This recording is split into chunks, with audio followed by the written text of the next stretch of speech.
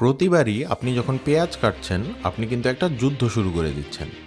সেটা হলো বেঁচে থাকার যুদ্ধ, ম্যান ভার্সেস অনিয়ন।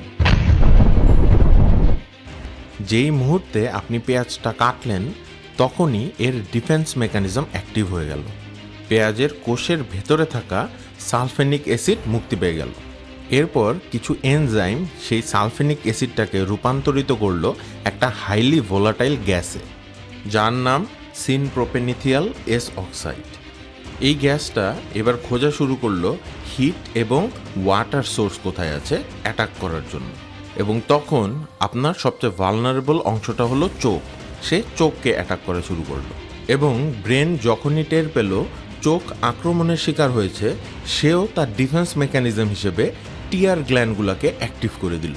টিয়ার গ্ল্যান্ডগুলো তখন পানি বের করে এই আক্রমণটাকে প্রতিহত করার চেষ্টা করছে।